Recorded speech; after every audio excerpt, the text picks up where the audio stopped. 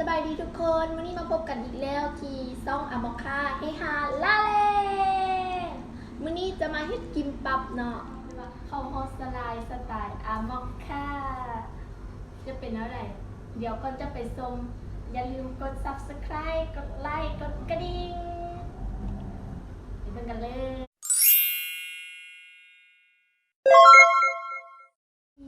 เอาเฮ็ดแบบสไตล์ง่ายๆเนาะก็คือมีหมักแตงกับรสแล้วก็มีไข่ปูอัด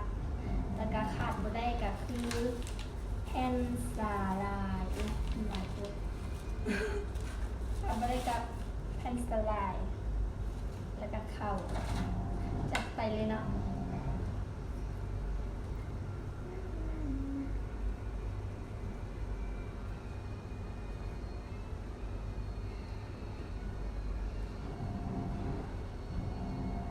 เหนียว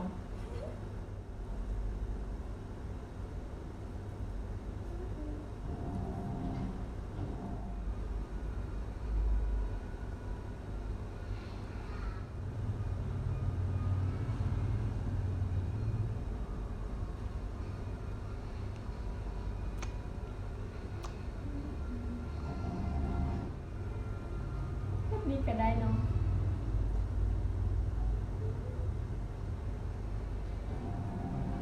ม้วนไปเลย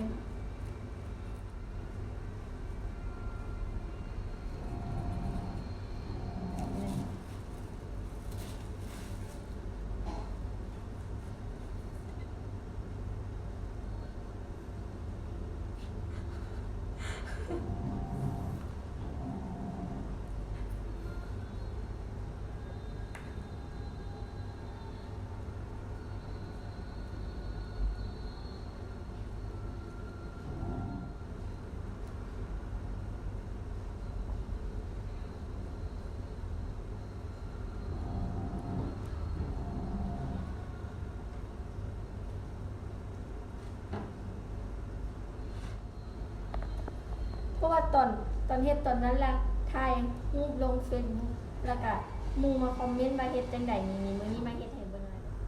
มันน่าสิเฮ็ดให้กินตอนนี้ถ่ายคลิปก่อน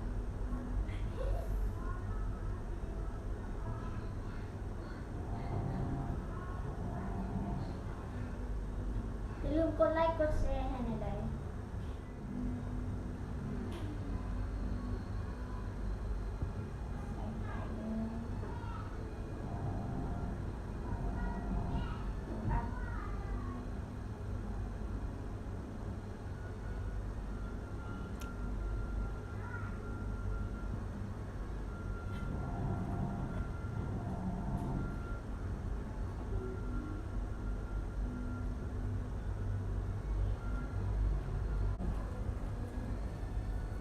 ตุ้ยแท้อีกอันหนึ่งดับ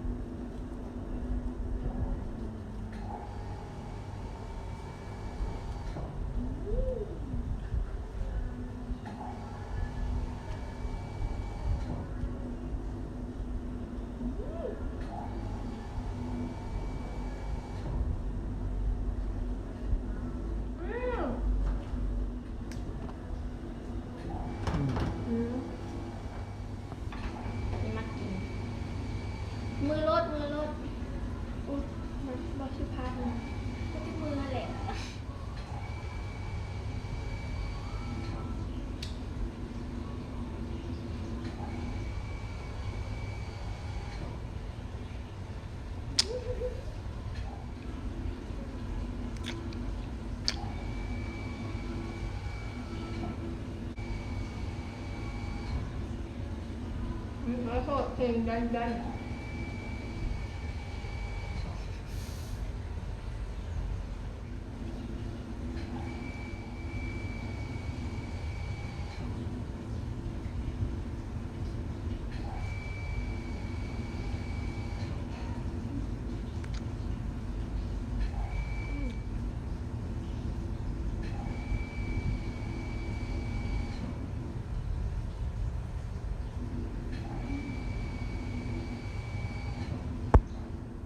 ถ้ามักคลิปนี้อย่าลืมกด Subscribe กดไลค์ กดกระดิ่งให้เด้อมื้อนี้ขอตัวลาไปก่อน บ๊ายบาย